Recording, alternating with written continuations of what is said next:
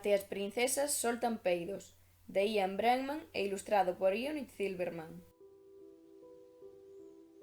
Ao chegar da escola, Laura chamou ao seu pai e preguntoulle: «Papá, as princesas tamén soltan peidos?»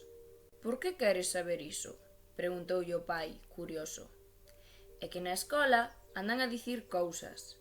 Mais, antes de contarche que foi o que aconteceu, quero que respondas á miña pregunta». «Pois penso que sí, que até as princesas soltan peidos», respondeulle o pai con toda a delicadeza do mundo.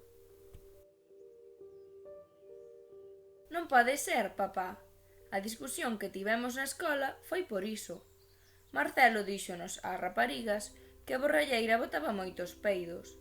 Todas lle dixemos que iso era imposible, que ningunha princesa do mundo solta peidos.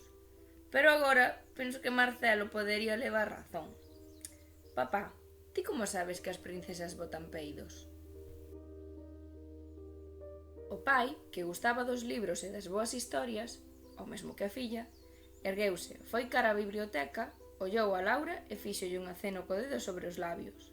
Dicíalle que debían ficar en silencio. Tras uns minutos de procura, o pai deu cun libro que, polo seu aspecto, debía de ter máis de 200 anos. «Que é iso, papá?», preguntoulle Laura. O pai puxo cara de misterio. Achegouse coa filla ao escritorio, fechou a porta da biblioteca e díxolle, borboriñando: «Este é o libro secreto das princesas». Ao ouvir aquelas palabras, o corazón de Laura desbocouse. «E de que fala este libro, papá?» «De todos os segredos das princesas máis famosas do mundo. Mesmo hai un capítulo titulado Problemas gastrointestinais e flatulencias das princesas máis encantadoras do mundo». «Problemas gastrointestinais e flatulencias das princesas máis encantadoras do mundo? Que quere dicir iso, papá?» «Neste capítulo temos algúns relatos moi secretos sobre os peidos que botaron as princesas. Por quen queres comezar?» Pola borralleira, papá, pola borralleira». O pai pasou algunhas páxinas do libro até que chegou a que procuraba. Leuna e díxolle á filla: «Lembras a noite do baile da borralleira?» «Lembro». Aquela noite ela estaba moi nerviosa. Antes de ir ao baile, comera 2 barriñas de chocolate que a madrastra tiña agochadas na despensa. Na hora do baile, o príncipe apertou moi forte a cintura da borralleira. Ela non o puido aturar e botou un bo peido, xusto no mesmo momento en que o reloxo daba as badaladas de medianoite. «Caramba, papá! Iso quere dicir que o príncipe non se decatou?» «Non, filla». E Brancaneves?» O pai pasou algunhas páxinas, botoulles un ollo e logo dixo: «A comida que cociñaban os ananos era moi pesada.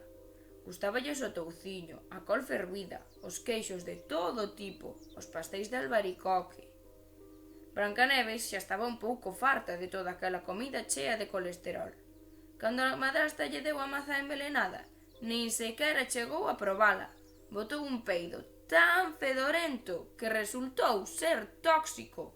Por iso se desmaiou». «Anda!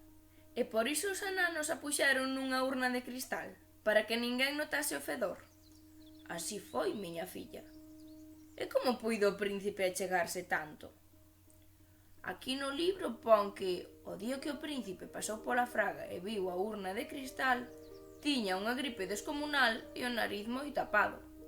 «Vaia, se non chega a ser pola gripe, Brancaneves aínda estaría na urna». «Podes ter a certeza», respondeulle o pai, convencido. «E a sereiña?» O pai andou á procura entre as páxinas do libro e, finalmente, díxolle: «Era a princesa que mellor podía ocultar os seus problemas gástricos. Cando daba aquelas voltas dentro da auga, era só para disimular, e cando emerxían as burbullas, dicía que eran as algas, que a rotaban».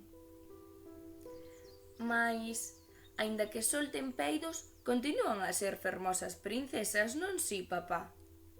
«Por suposto, filla. Son as princesas máis fermosas do mundo, pero até as princesas botan algún peido e non pasa nada. O importante é que non contes este segredo por aí. E colorín colorado, este conto deu rematado.